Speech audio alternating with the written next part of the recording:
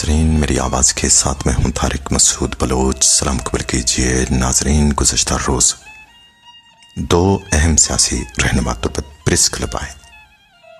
ناظرین، ان کے ساتھ کچھ لوگ ایسے بھی تھے جو ان کے ساتھ آئے ہوئے تھے جن کے چہرے بجھے ہوئے تھے، جن کے چہرے پر بھوک، افلاس اور پریشانیاں صاف جھلک رہی تھیں۔ ایسا لگ رہا تھا جیسے ان کے گھر پر ان کے بچے بھوک سے ایڑیاں رگڑ رہے ہیں۔ ایسا لگ رہا تھا جیسے ان کے گھر کے چولہے بجھ چکے ہیں،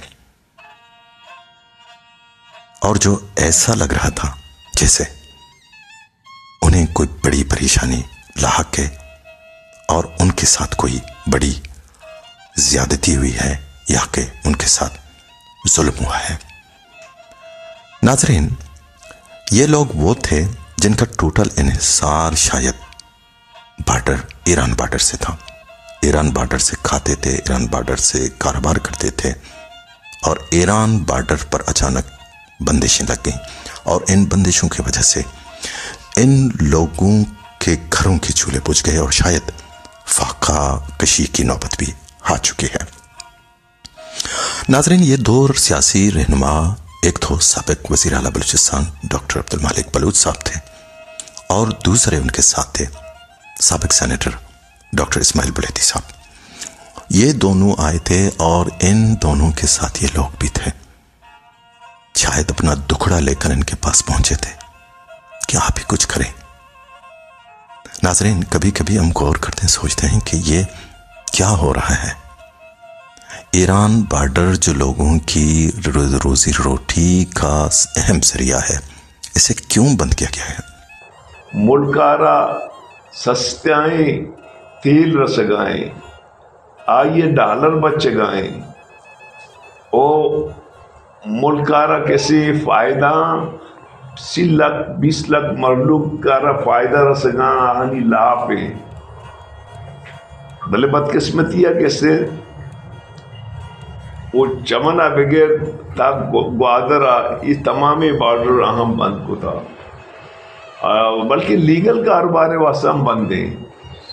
تو میں اپیل گوں ادارہانی گوما انتظامیہ گوما کیا بارڈر پچ پکنا، چونکہ ڈاکٹر صاحب گو یقیناً کسے اشفے میں کسی سنگت احتجاجی پروگرام جوڑ کرنا نیشنل پارٹی آنی گو ہوارے ساریہ موار ہوتا گتا موارے اسمبلیتوں کا قومی اسمبلیتوں کا سینیٹوں کا ہم میں سنگتا ایک اب دیما ہوتا دومی مستری ایشو ایرا لائن آرڈر رہ گئے دوزی سر عام بو گائیں، بلکہ مرچے دوزی حال وہ ایشی تگت مرچانا لوگانی توکا مردم روگاں تو مردمانی سیکلان کسے مرگا ہاں عام روڑانی سرا، اور دو میشن تک کہ چوشیں روچے لے کس نے یک کو دو لاش گرگ نبی، یک کو دو مردم لا پتہ کنگ نبی، اس صوبے سرا ماں پات کہاں خدا زان میں کر رہا امین چو کسے جنی آدمان کہاں کسی یہ چوک ورد بتا کسی یہ برات ورد بتا، تو ماں اسمبلیانی تو گامی گشتہ کہ اشان لاپتہ مکن ہے، اشانہ کے سشمت ظاہر کرے تانہانی تو گائی کنے جیلانی تو گائی کنے، وہ اگر کسی سرا کیسے جرمی ہستے تک جرم ثابت نبی آئیے رب آئے ہمیشہ کی تکلیف دے گار بوا کو مستر چینے عذیتیں کہ آئیے فیملی ہے۔ بارڈر کی بندش چونکہ بعد ابدوی بارڈر ابتدائی بارڈر تو بلیدہ عمران کا تھا، تو ان کو انہوں نے بند کیا ہے۔ ابھی لوگ نوجوان بوڑھے ان کا ذریعہ معاش بارڈر ہے، وہ پریشان ہیں اور وہ خودکشی پر بھی تیار ہیں، وہ بالکل معاشی حالات میں اتنی پریشان ہیں کہ وہ ایران کہ ہم کیا کریں، اور اس وجہ سے بھی لوگ بہت سارے لوگ آپ اگر ان کا فگر نکالیں یہ بازار بندش کے ٹائم کتنے لوگ پہاڑوں میں گئے ہیں۔ وجہ اس کی یہی ہے کہ بارڈر جب بند ہے تو لوگ یہ ادھر کیا کریں، تو اس سلسلے میں پھر جب ہم نے جلسہ IGFC نے پہلے مجھے بلایا 3 گھنٹے ہماری ملاقات ہوئی، پھر کمانڈنٹ بلیدہ بریگیڈیئر نے ہمیں بلایا، پھر ادھر کے اداروں نے ہمیں بلایا کہ آپ کی ڈیمانڈ کیا ہے. تو ہم ان کو کہا کہ ہماری ڈیمانڈ صرف 2 ہیں، یہ بارڈر کو کھول دیں اور یہ جو مارنا اور قتل کرنا، مسنگ پرسن، یہ مسئلے کو ختم کریں. اور اگر آپ اسے اسمگلنگ کا نام دیتے ہیں تو آپ نے اسے کھولا کیوں؟ ساری دنیا گواہ ہے اس بات کی کہ سابق IGFC بلوچستان، ساؤتھ بلوچستان، شہید جنرل سرفراز خان نے اس بارڈر پر بندشیں ختم کی تھیں اور اسے روزگار کے لیے کھول دیا تھا، اور اس کا اعلان آج بھی موجود ہے. اسے کھولنے والے بھی آپ خود ہیں، اور آج اس اسمگلنگ کا نام دے کر بند کرنے والے بھی آپ ہیں. عجیب حیرانی کی ہوتی ہے اس بات پہ. ناظرین، دوسری بات یہ ہے کہ اگر لا اینڈ آرڈر کا حوالہ دیا جاتا ہے کہ اس بارڈر پر لا اینڈ آرڈر کی سچویشن کریٹ ہو رہے ہیں، ہمارے جو فوجی جوان ہیں جو اپنے فرائض پر مامور ہیں، ان پر حملے ہوتے ہیں، تو ناظرین اس بات پر کوئی بھی کہہ سکتا ہے کہ ایک غریب گاڑی مالک جو بارڈر پر کاروبار کرتا ہے وہ اپنے فوجی جوانوں پر کبھی بھی حملہ نہیں کرتا. جو حملے کرنے والے لوگ ہیں ان کے ساتھ نمٹنے کے لیے کوئی دوسری حکمت عملی اختیار کی جائے تو زیادہ بہتر ہوگا.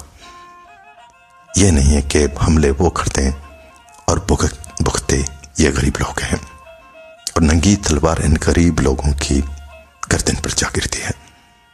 ناظرین، دوسری طرف اگر ہم دیکھیں کہ ہماری سیاسی قوتیں، ہمارے سیاسی رہنما، سیاسی پارٹیاں، سیاسی جماعتیں، چاہے وہ قوم پرست ہوں یا دوسری سیاسی جماعتیں، ہماری سول سوسائٹی، ہمارے قلمکار، ادیب، دانشور، ہمارے رکن پارلیمنٹس، سب جو بھی یونین تنظیم، جو بھی اگر کسی کھیت پر کام کرنے والا کوئی دہقان بھی، اس سے بھی پوچھو، سب کے سب ایک زبان ہو کر کہیں گے کہ بارڈر پر بندشیں ختم کی جائیں. ناظرین، اتنے سارے لوگ غلط اور بس ایک ہی قوت اپنی جگہ صحیح کہ جی بارڈر پر بندشیں قائم رہیں گی. تو یہ کون سا انصاف ہے؟ اگر ہم سنجیدگی سے، ایمانداری سے کہیں تو بلوچستان کی بیوروکریسی بھی بارڈر کھولنے کے حق میں ہے. بلوچستان کے جو انتظامی سربراہان ہیں وہ بھی یہی چاہتے ہیں کہ بارڈر کھل جائے تاکہ لوگوں کو روزگار کے ذرائع ملیں. تب تک ہم اس قابل ہو جائیں کہ لوگوں کو روزگار دینے کے قابل ہو جائیں، لوگوں کو اپنے پیروں پر کھڑا ہونے کے قابل بن جائیں، تب تک انہیں کاروبار کرنے دیں. جبکہ ہمارے پاس دینے کے لیے کچھ نہیں ہے تو ہم لوگوں کے منہ سے نوالا کیوں چھینتے ہیں؟ اور دوسری طرف یہی کہا جاتا ہے کہ جی چوری، ڈکیتیاں، وارداتیں یہ ہونے لگے ہیں، بینک ڈکیتیاں ہونے لگی ہیں اور گاڑیوں کو لوٹ مار ہونے لگی ہیں. ڈاکٹر مالک بلوچ صاحب نے یہاں تک کہہ دیا تھا کہ گھروں میں گھس کر آج کل چوریاں ہونے لگی ہیں. تو کیا ہمیں یہ نہیں لگتا کہ بھوکے انسان یہ بھی کر سکتے ہیں؟ شاید بارڈر بندش کی وجہ سے ان وارداتوں میں تیزی آ گئی ہے. شاید اس کے پیچھے بھی یہی بارڈر کی بندش کار فرما ہو. اس پر ہم کیوں نہیں غور کرتے؟ ہم اپنے ملک کے وسیع تر مفادات پر کیوں نہیں سوچتے؟ ہم کیوں اس طرح کرتے ہیں کہ لوگوں کے اندر نفرت، حقارت اور ان کے اندر جو نفرت کی جو چنگاریاں ہیں وہ بھڑکنے لگیں اور حالات صحیح ہونے کی بجائے مزید خراب ہو جائیں؟ ناظرین، حال ہی میں ڈپٹی کمشنر کیج بشیر احمد بڑی صاحب نے یہاں ایک کیج فیسٹیول کے نام پر ایک پروگرام کیا تھا. ناظرین، اس پروگرام میں 30 سے 40 ہزار لوگ روزانہ آتے تھے. تو کیا اس سے بڑی اور بات ہو سکتی ہے؟ اس سے بڑا ثبوت بھی چاہیے ریاست کو کہ یہاں کے لوگ پیسفل ہیں، پرامن ہیں، ان کے ساتھ نرمی برتنی چاہیے. ناظرین، ذرا غور کیجئے. اپنا خیال رکھیے. اللہ حافظ.